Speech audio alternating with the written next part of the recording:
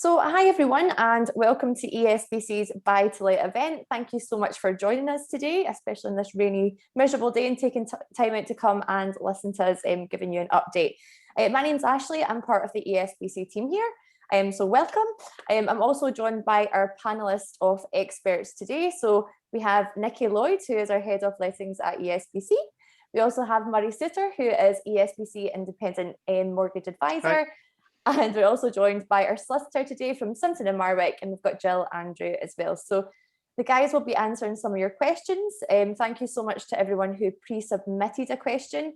We will get to them. So we're going to have a little bit of a chat through about the market, and then our experts will answer all those questions for you. So if you do have anything else that you would like asked, if there's anything that crops up throughout, please just feel free to put it in the chat box. We will do our very, very best to get to you. And if we don't, we will pick up with you after the call as well for any further information. So without further ado, I will pass you over to Nikki, who's going to talk you through a little bit about the market and some updates. Okay, thanks very much, Ash. Yeah, thanks everybody for joining us today. Hopefully you can get some helpful information that might set you on the path to the buy-to-let properties. So just to give you really a bit of an introduction to see how things have started, kind of the beginning of the year, and to see where things are. What I would say is that the start of 2021 was a pretty mixed bag for the rental market. What we saw was that places outside of major city centres were seeing more demand from tenants than we'd seen previously. And larger cities, which were normally really popular with rentals, were maybe a little bit quieter. And we were largely kind of putting that down to a lack of demand in the student market because nobody was really kind of moving around during that time. Some of the figures then that we recorded for the first quarter of 2021, let's have a look here. So the average rent across Scotland for those first few months was £826 a month, with 2 and 3 bedrooms recording the largest increase. They had a growth in rent of 3.4% and 5.8% respectively. Edinburgh was not quite as a rosy picture. Edinburgh has long been rents growing year on year for the last 10 years. And I think lots of talk has always been about when that bubble might burst. And whilst I would say it's not burst, it may have dented a little. So we kind of saw things change. That was maybe again due to students or the inactivity really in the hospitality and tourist industry, which meant that people ordinarily that would be renting in Edinburgh either weren't travelling to the city or weren't moving around. So we saw towards the end of last year, rent starting to come down and the time to let taking a little bit longer. The average rent, though, it is worthwhile noticing that the average rent in Edinburgh is £1,063, which is still considerably higher than the average across Scotland, as a whole. So it is still pretty good. And we are already starting to see things pick up, rent starting to pick up, time to let starting to pick up as all of these other areas of industries are now starting to open up, and people are traveling to the city. We're starting to see students return, then the rental market is picking up in the city centre. What I would say is that a buy-to-let property is a long-term investment. And if you can weather a storm in the short term, it will certainly pay off for you long-term, especially in a city like Edinburgh, which is always so resilient. So whilst we've maybe had a shaky start, for city centres, Edinburgh in particular, I would say now's the time that we're starting to see a turn in the tide and things are really looking up, yeah. Great, thanks, Nikki. That's a great market update there. So we'll just move on to the pre-submitted questions. We've got quite a few to get through today. I will just kick off. And then, Nikki, the first one is for you. I would like to ask whether one can buy a property with a regular mortgage, pay off the mortgage, and then let the property to others. In other words, is the buy-to-let concept tied only to properties that are mortgaged? Well, I think I had very handily passed this one on to Murray. Yep. Mortgages are his speciality, so I'll let Murray pick up on this one if that's okay. Yeah, absolutely. A good question. Somebody could absolutely buy a property with a residential mortgage if it's the residential home. They wouldn't be able to rent the property out whilst they have a residential mortgage on the property, but absolutely once that mortgage is cleared, there is no mortgage debt on the property whatsoever. It is over to the owner themselves to do what they want with the property. You won't have any criteria to meet. So in terms of lenders, there isn't any restrictions on what they can do with the property. But certainly whilst they have the residential mortgage on it, they wouldn't be able to rent that property out. That's great. Thank you so much, Murray. That's fantastic. The next question we have here, Jill, I think this one's for you. Is there a compulsory 3% tax on all buy-to-let properties? Short answer to that is no, but only because the 3% tax that I think the person who's raised the query is referring to is probably an English tax rather than a Scottish tax. In England, the additional dwelling supplement, as it's referred to on our equivalent of stamp duty, the English rate is 3%. However, in Scotland, the additional dwelling supplement rate is 4%. So a bit of bad news for listeners on that one, I'm afraid. In Scotland, we have our Scottish stamp duty is called Land and Buildings Transaction Tax, which is payable on the purchase price of all properties. In Scotland, there's a lower limit of £145,000. There are first-time buyer discounts currently applicable as well. But if you're looking at buying a second property, which would be a buy-to-let property, on the assumption you own a property already, and in terms of the Scottish Government legislation, that's a property anywhere else in the world. It is not just reliant on being a Scottish property. Then you will have to pay the 4% additional dwelling supplement tax.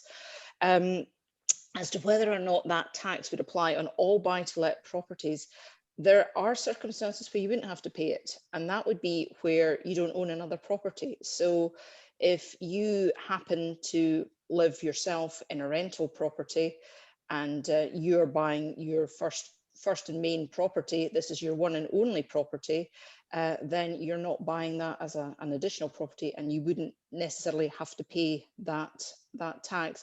And going back to the scenario where Murray used that you're buying that property for yourself, etc., in the first instance, then you own nothing else. And you wouldn't pay it in those circumstances. But if you go on to buy a subsequent property owning something already, then you are going to be hit by that tax. And it could be something as simple as a beach hut in New Zealand. If you own a residential beach hut in New Zealand and buy a flat in Scotland, your flat in Scotland is a second property and you'll be hit for the additional supplement of 4%. And it's 4% of the whole price, unlike the land and building transaction tax, which only kicks in at 145,000. On the additional dwelling tax, you pay every penny, so it's 4% of the whole purchase price. That's great. Thanks so much, Jill. Yeah, and if you want any more information, I definitely suggest speaking to your solicitor, or I'm sure Jill can definitely give you more information on that as well. So the next question we have here, Murray, another one for you. What criteria do lenders look for in buy-to-let mortgages? Yeah, a couple of things here. Unlike residential properties, they focus quite a lot on the income that the property you're looking to buy can generate.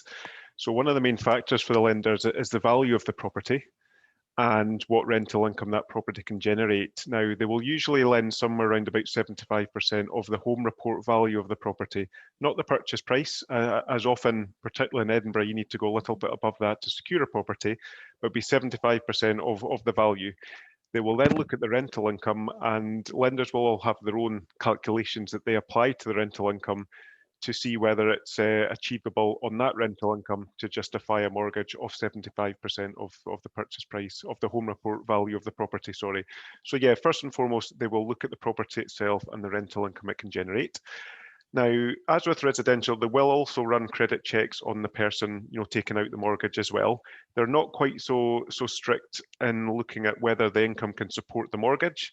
A lot of lenders on the buy-to-let side of things will just have a tick box exercise that they want to see a minimum income of X amount, just to, as I say, tick the box there, but they're more focused on the property. but they will run a credit check as well on the applicant just to make sure everything's okay there as well. So really there's two parts there. It's mainly about the property and how that sits with the value and the rental income, but they will also run some checks on the applicant as well. Thanks so much, Murray. I know that we're just getting a few Q&As into our little box there. I promise we will get to you. We're just going to run through these questions first, and then we'll make sure that we come back to you guys as well. So we're not ignoring you.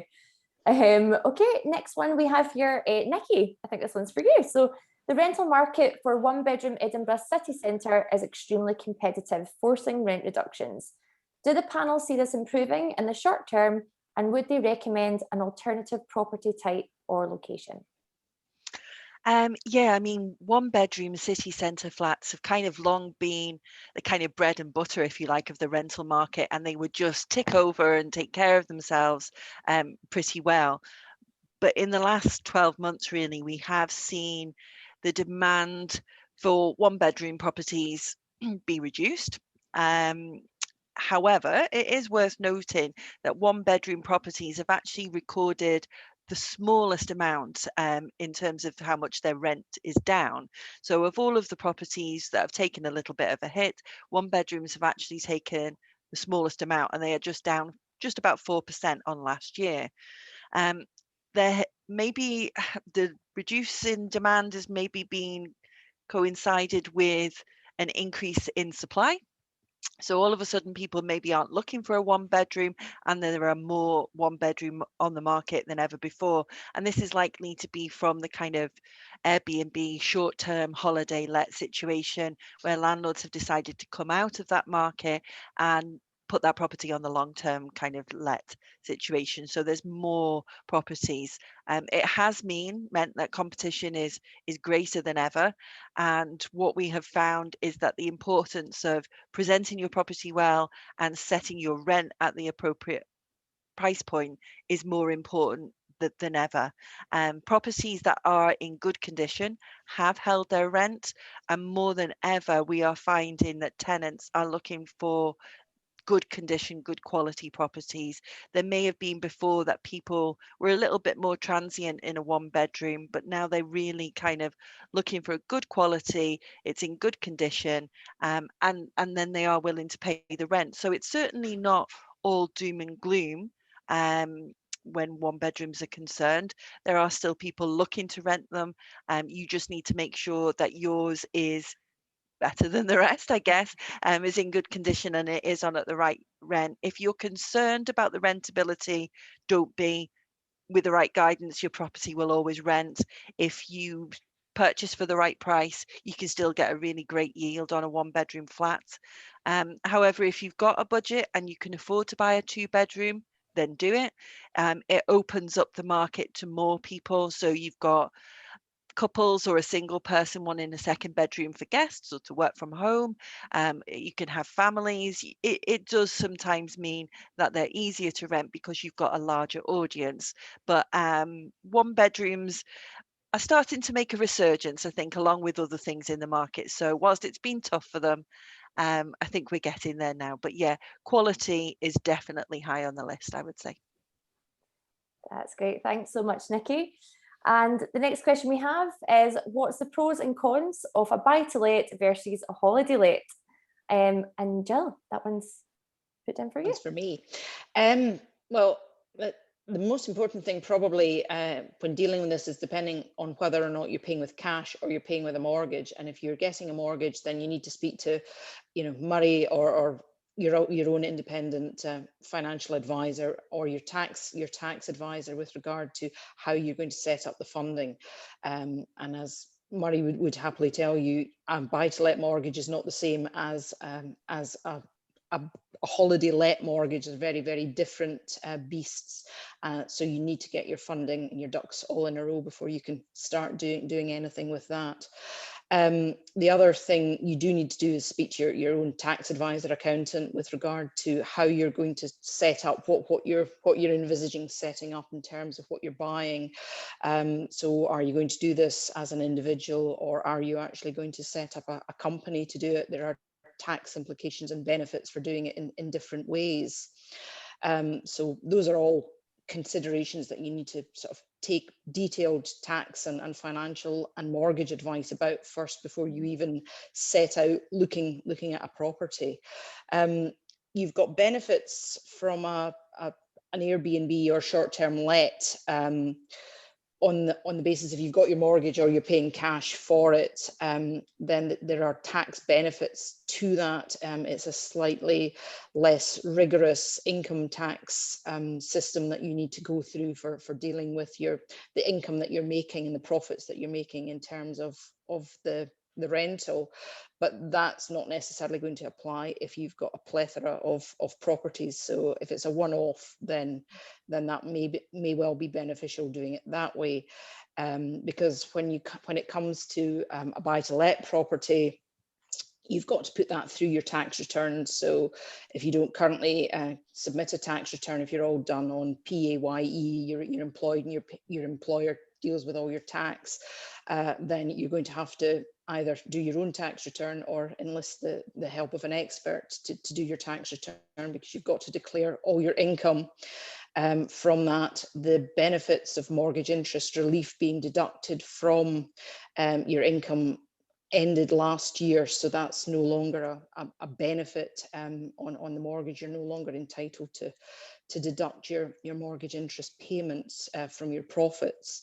And also in terms of buy-to-let properties and doing it that way with your income, you've also got the expenditure of going through landlord registration, which you need to do. And again, the ESPC can guide you through all of the steps in sorting all of that out. You've got to register with your local authority, so there's a cost to that. There's a cost per property that you put on. You've obviously got your lease to put in place, which is now a protected Scottish regulated tenancy agreement, which is a change, and also it's a big difference from the current legislation in England regarding short-term lets and regulated tenancies in England, because there is no minimum period for a lease in Scotland on a residential property. And as COVID has shown as well, with the restrictions on throwing out your tenants if they don't pay your rent, it's only very recently that the changes are coming in that you can now pursue your client or your tenant for that rental payment. So there's been a lot of changes, and COVID has made a lot of changes to that market as well. So you've got to be very, very aware and get full and detailed tax, financial, mortgage, and property advice before you go down this route. The Scottish Government were, prior to the election in their last session, looking at going down the route of regulating short-term lets as well, in a similar fashion to what they've done with the buy-to-let properties.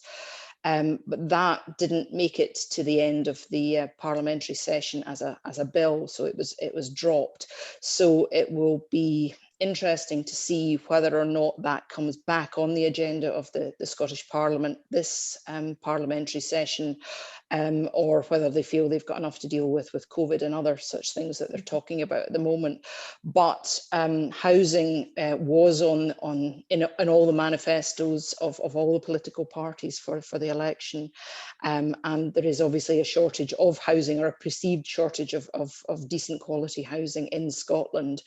And that's always been fulfilled by the buy-to-let market. So whether or not they want to restrict the Airbnb and the short-term let market to make sure there's plenty more affordable properties for everybody to rent in the long term, is something I guess we all have to just watch and see. So there's an awful lot going on, and an awful lot of ifs, buts and maybes. And I think, as Nikki mentioned as well, with the COVID situation, a lot of landlords who did have Airbnb type properties took them off the short-term lets and put them onto the long-term buy-to-let type leases, to make sure that they were filled and not empty with voids, because we had no tourism section in Scotland for sort of the last year.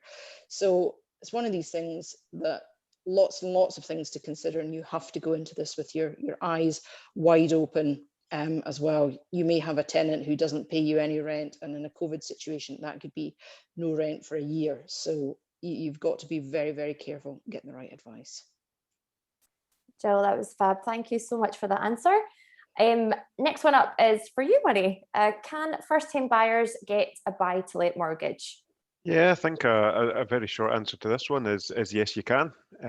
Not every buy-to-let lender will offer that type of solution, but yes, there are some out there that will allow a first-time buyer who's perhaps renting, as Jill touched on earlier, but looking to buy for the first time as a buy-to-let. Yes, there are some lenders in the marketplace that would consider that.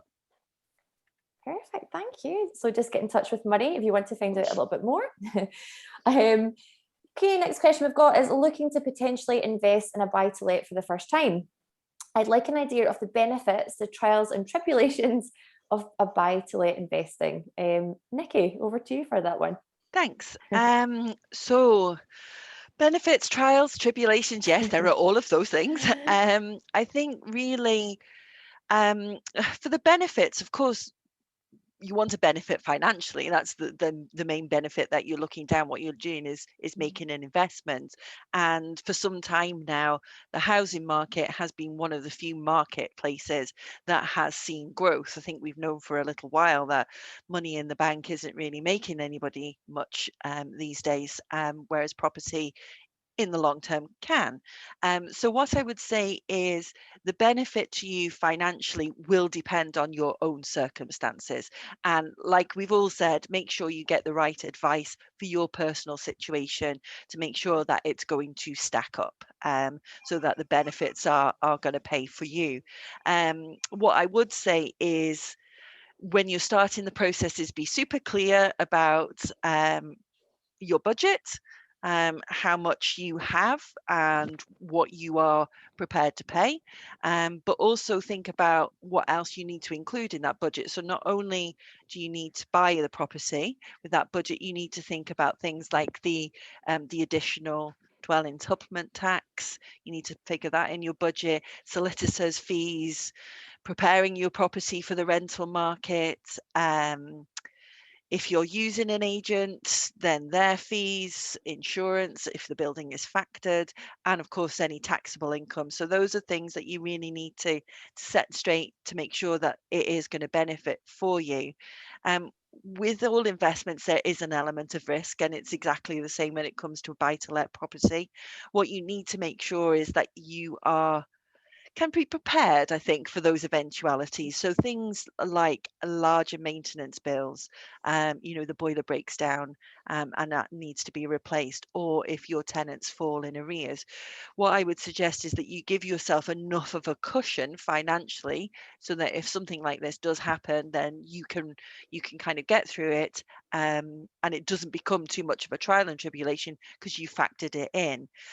What I would say is having an agent is where things that really pays off, and they can certainly help. So that there are highs and lows, but if you get the right advice and are prepared, then it should still, it's still a worthwhile investment, certainly. Thanks, Nikki. And that kind of leads us in really nicely to our last question. What's the benefit of using an agency to manage your property? Yeah, so that led straight in. So that was very convenient. So of course, I work for ESPC Lettings. Of course, I'm going to say it's a great idea to use an agent. Why wouldn't I? But again, your own circumstances will decide what you feel is fit.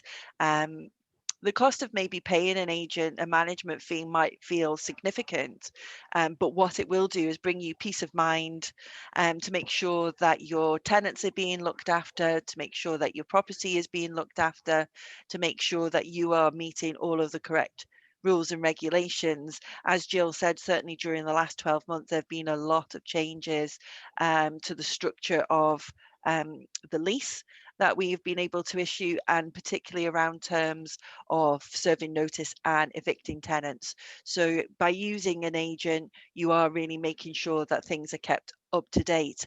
It can be stressful if you're wanting to try and do it yourself, but as long as you have the time to do it, then I can't see why not. Generally, letting agents will offer a very degree of services, so you might find that you can find something that works for you and both your agent. They would normally offer a fully managed service, which includes everything from getting the property on the market finding the tenants, referencing them, drawing up the lease, the inventory, all the way through to lodging the deposit and dealing with the property. But also most agents will offer what we call a let-only service, which is everything kind of up until the tenant moving in, and then we can hand over the management to you. So if you feel that you need a little help in some areas and not others, chat to an agent, and they can normally, we certainly do, tailor our services to what works with you. So what I would say is, if you want peace of mind, a stress-free life, happiness all round, then why not pay somebody else to take that on for you, and make sure that everything is covered. So yeah, the benefits are that everything is taken care of for you, and if you can factor that into your kind of your numbers and everything stacks up, then I would always recommend using an agent. Yeah. Thanks, Nikki. Yeah, so if anyone wants any advice on working with an agent, ESBC, you can get in touch with Nikki, who'd be more than happy to answer any questions you might have. So I'm just aware we have another 10, 15 minutes. So we've got some questions that we'll just run through. Again, we'll do our best to get through everything, guys. But if you do have any more questions, please just email into marketing@espc.com and we can do our best to answer them offline as well. So the first one, Murray, I don't know if you maybe want to clarify this. Someone's just mentioned, thanks very much for hosting. I wanted to ask, does letting on Airbnb need a buy-to-let mortgage? No, you'd probably need a holiday let mortgage, which again, as Jill touched on earlier, is very different to buy-to-let mortgage. A buy-to-let mortgage wouldn't allow you to rent on such a short-term basis. So yeah, it would need to be a specific holiday let mortgage if you're using Airbnb. Yeah. Perfect. Thanks, Murray. Is there a lot of buy-to-let options for British expats? Are they difficult to find? There are options. I would say they're not as numerous to those who are not expats, but yes, there are likely to be options as well on a buy-to-let basis. Those who don't live in the UK anymore, you'd be looking at some form of international type of mortgage, but there are still options there. So.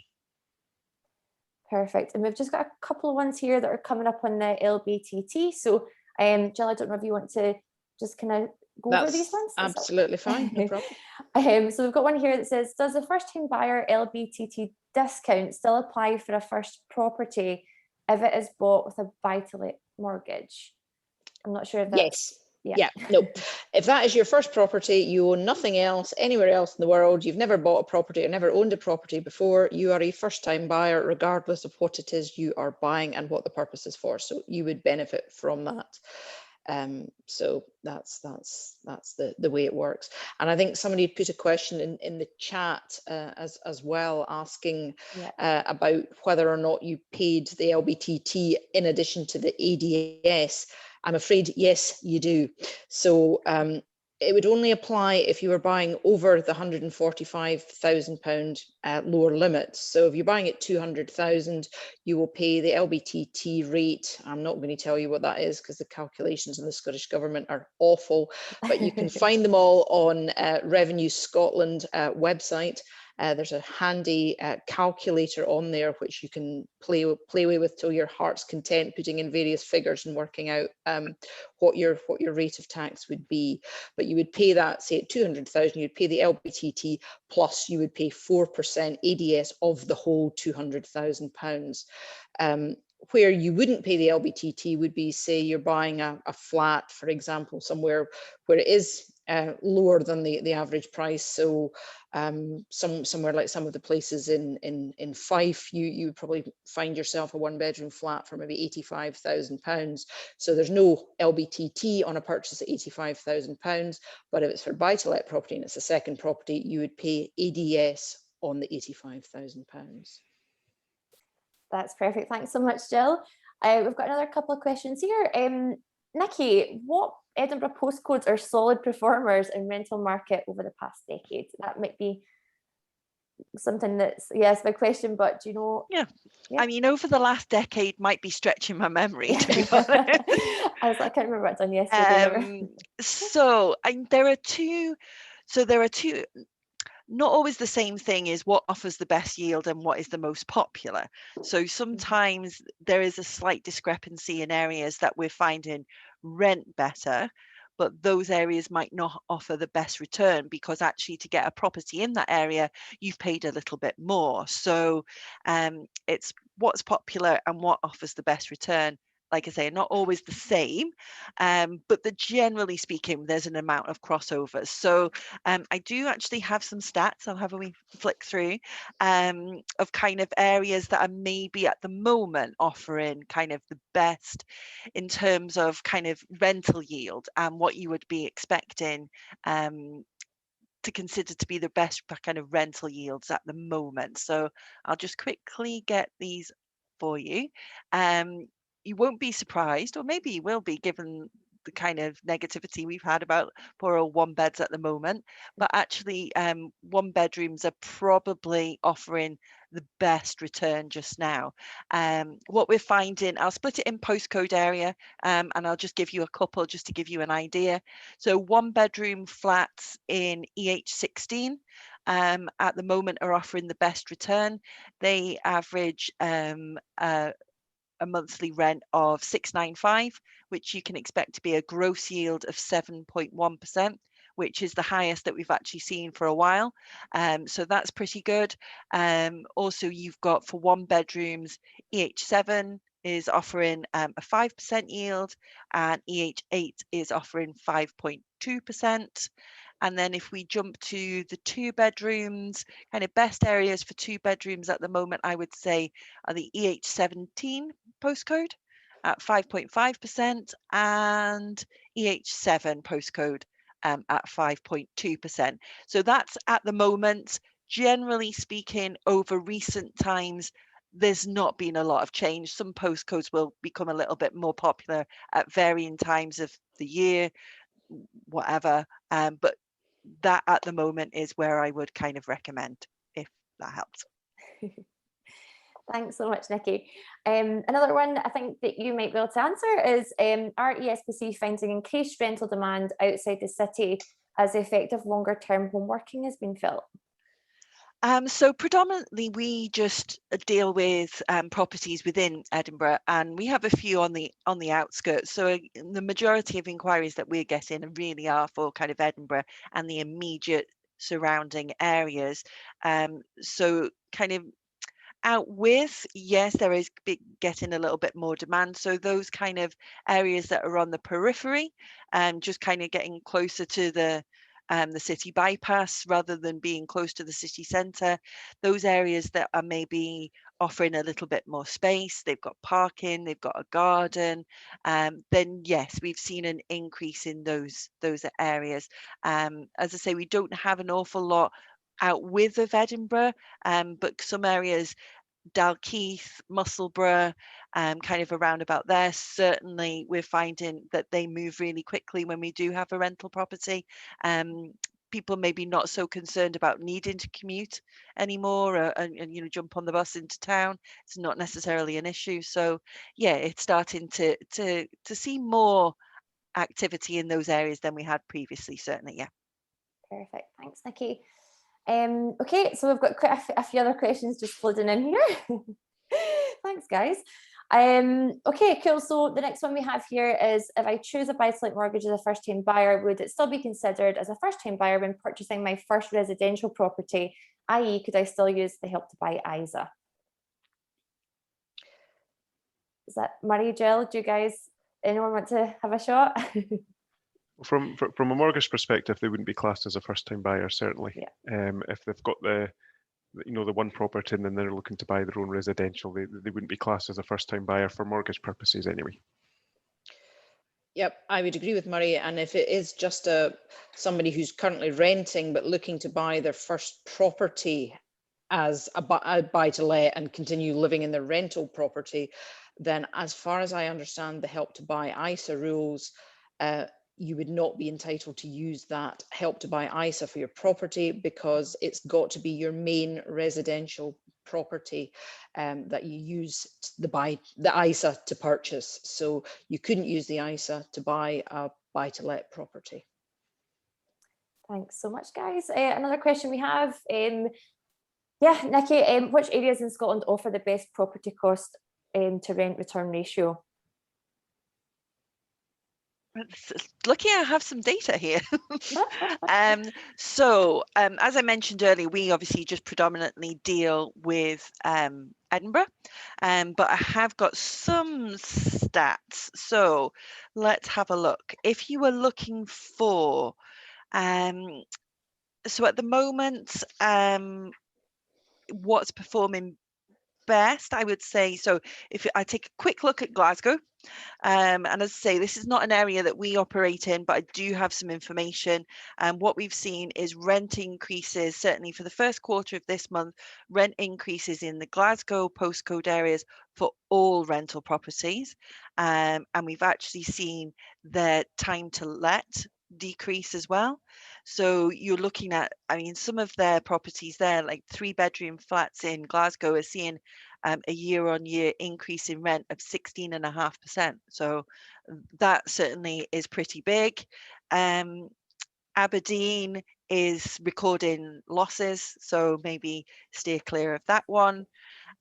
West Lothian is kind of, I think maybe people in Edinburgh look to West Lothian. Obviously, we're pretty close by.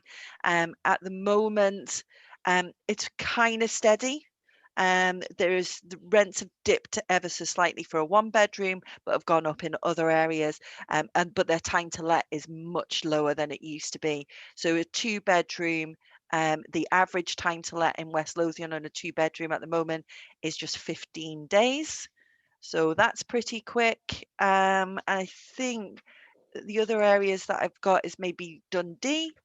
And again, pretty even in terms of kind of rent increases. The rents have been pretty stable, but again, they've recorded time to let is less than average. And they're recording now, they're 6 days quicker to let than it was this time of last year. So yeah, pretty strong information there on some other areas that are faring pretty well at the moment, I would say. That's great. Thanks, Nikki. Okay, we've got another one here. Can you sell a property with a buy-to-let mortgage still not fully repaid? Does this depend on the specific mortgage terms? Yeah, if you were to sell the property, you would redeem the mortgage, ultimately, if it was a buy-to-let property. You may have the option to port it if you're purchasing another property. You may have the option to port it, but you would either need to port it or redeem it in full. So yeah, you wouldn't be able to have a mortgage sitting there unallocated to property. That's great. Thanks so much, Murray. And I think we've got our very last question, guys. If you rent out the whole flat on Airbnb, does it require a change of use? Potentially. It's a specialist planning law question these days, to be perfectly honest. And it will depend on the property, it will depend on your circumstances, what you intend to do with it, how many nights you intend to do that for as well. So each property will be treated basically on its own merits.